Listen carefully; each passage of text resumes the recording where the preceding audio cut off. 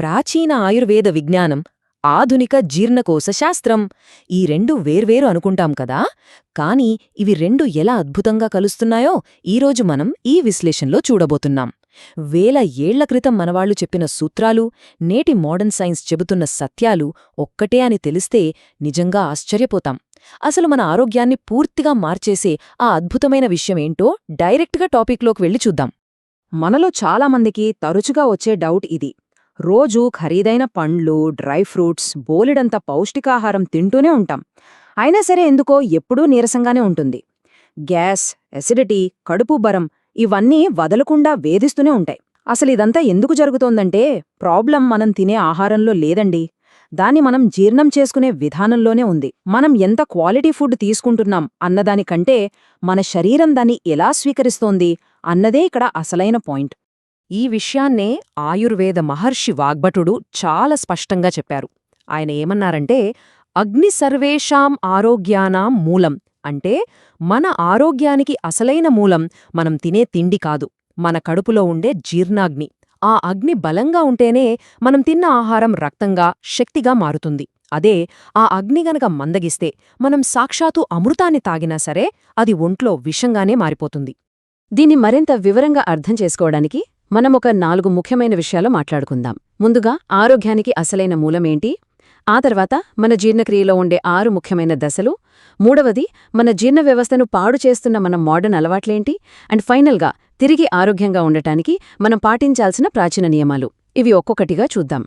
మొదటిది, ఆరోగ్యానికి మూలం ఏంటి? మన జీర్ణ వ్యవస్థ అనగానే అదేదో ఆహారాన్ని లోపలికి పంపి వ్యర్థాలను బయటికి పంపి ఒక మామూలు పైపులాంటిది అనుకుంటాం. కానీ మోడర్న్ సైన్స్ కూడా చెప్తున్న నిజమేంటంటే అది ఒక అత్యంత సంక్లిష్టమైన, అద్భుతమైన కెమికల్ ఫ్యాక్టరీ. ఇక్కడ మనం తెలుసుకోవాల్సిన ఒక ఆసక్తికరమైన పదముంది, అదే ఓజస్సు. మన కడుపులోని ఆ కెమికల్ ఫ్యాక్టరీ లేదా ఆ జీర్ణాగ్ని పర్ఫెక్ట్గా పనిచేసినప్పుడు మనం తిన్న ఆహారం అద్భుతమైన శక్తిగా మారుతుంది. ఆయుర్వేదంలో దాన్నే ఓజస్సు అంటారు. ఇది మనకు రోగాలను తట్టుకునే శక్తిని, యాక్టివ్నెస్ని, అలాగే ముఖంలో ఒక మంచి గ్లోని ఇస్తుంది. ఓజస్సుకి కరెక్ట్గా ఆపోజిట్ ఆమం. మన డైజెషన్ సిస్టమ్ గనక డిస్టర్బ్ అయితే మనం ఎంత బెస్ట్ ఫుడ్ తిన్నా సరే అది సరిగ్గా అరక్కుండా లోపలే కుళ్ళిపోయి విషతుల్యమైన పదార్థాలుగా, అంటే టాక్సిన్స్గా మారుతుంది. ఈ ఆమం వల్లే చర్మవ్యాధుల దగ్గర్నుంచి గుండె జబ్బుల దాకా, చిన్న గ్యాస్ ట్రబుల్ నుండి క్యాన్సర్ దాకా ఎన్నో రకాల సమస్యలొస్తాయి. ఒక రకంగా చెప్పాలంటే ఆమం అనేది మనకు శత్రువైతే ఓజస్సు అనేది మనకు ప్రాణదాత. సరే, ఇప్పుడు ఈ కెమికల్ ఫ్యాక్టరీ అసలు ఎలా పనిచేస్తుంది? జీర్ణక్రియలోని 6 దశలు ఏంటో చూద్దాం. డైజెషన్ అంటే కేవలం కడుపులో మాత్రమే జరిగే ప్రాసెస్ కాదండి, అదొక సుదీర్ఘమైన జర్నీ. మనమొక ముద్ద తిన్న దగ్గర్నుంచి అది మన శరీరానికి ప్రాణశక్తిగా మారడానికి మధ్యలో ఒక 6 వేర్వేరు జీర్ణరసాలను దాటుకుని వెళ్ళాలి. లాలాజలం, జఠరరసం, పిత్తరసం, తిక్తరసం, మధురరసం, ఆంతరరసం. ఇవే ఆ 6 రసాలు. ఇవి ఊరికే ఏవో ద్రవాలు కాదు సుమా, ఇదొక పర్ఫెక్ట్ ఆర్మీలాగా పనిచేస్తాయి. ఇవి కరెక్ట్ టైంకి కరెక్ట్ మోతాదులో రిలీజ్ అయినప్పుడే మనం తిన్నది పర్ఫెక్ట్గా జీర్ణమవుతుంది. ప్రాచీన ఆయుర్వేదం చెప్పిన ఈ విషయాలు మోడర్న్ సైన్స్తో ఎంత బాగా మ్యాచ్ అవుతాయో చూడండి. ఫస్ట్ స్టెప్, లాలాజలం. ఆయుర్వేదంలో బోధక కఫం అంటారు.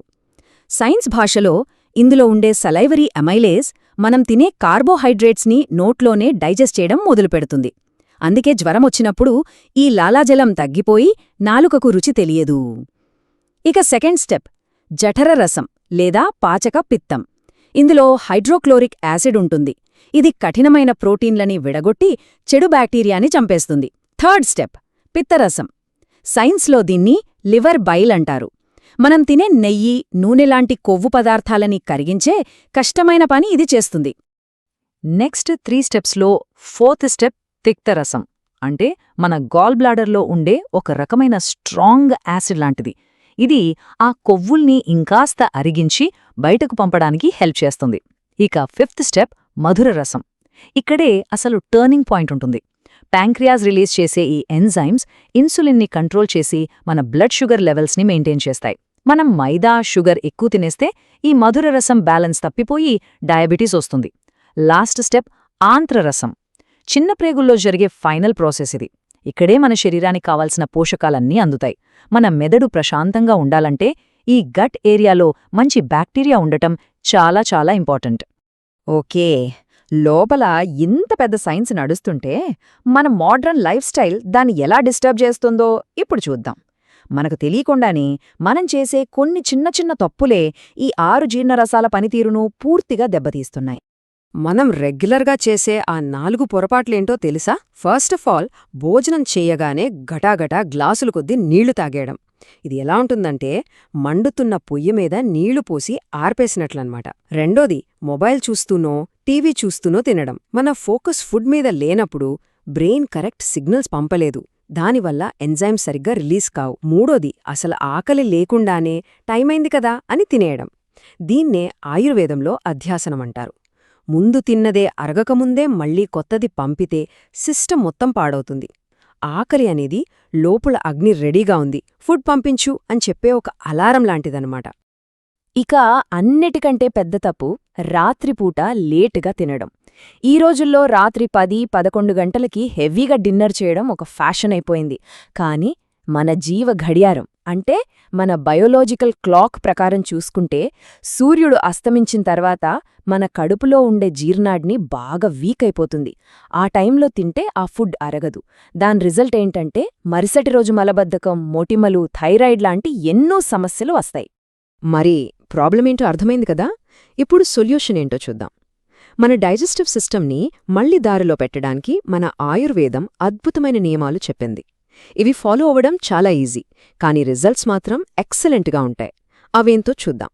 ఇవిగో, ఈ 4 సింపుల్ రూల్స్ మన ఆరోగ్యాన్ని మార్చేస్తాయి.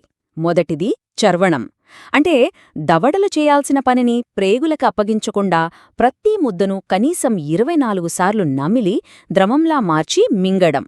రెండోది, భోజనం చేశాక ఒక 5 నుండి 10 నిమిషాలు వజ్రాసనంలో కూర్చోవడం. దీనివల్ల మన డైజెస్టివ్ సిస్టమ్కి బ్లడ్ సర్క్యులేషన్ బాగా పెరుగుతుంది. మూడోది, ఉష్ణోదకం. అంటే రోజంతా ఎప్పుడూ కుండలో నీళ్లు లేదా కనీసం గోరువెచ్చని నీటిని కొద్దిగా తాగడం. దీనివల్ల జీర్ణరసాలు ఎప్పుడూ యాక్టివ్గా ఉంటాయి, బాడీలో ఉన్న టాక్సిన్స్ అన్నీ ఫ్లష్ అవుతాయి. ఇక నాల్గోది, మితాహారం. మితాహారం అంటే చాలామంది ఏమనుకుంటారంటే కొద్దిగా తినడం అని. కానీ ఆయుర్వేదం ఏం చెప్తుందో వింటే ఆశ్చర్యపోతారు. మన కడుపుని ఒక 3 భాగాలుగా ఊహించుకుంటే అందులో ఒక భాగం మాత్రమే మనం తినే ఫుడ్తో నింపాలి, రెండో భాగం నీటితో నింపాలి, మూడో భాగం గాలి కోసం ఎప్పుడూ ఖాళీగా ఉంచాలి.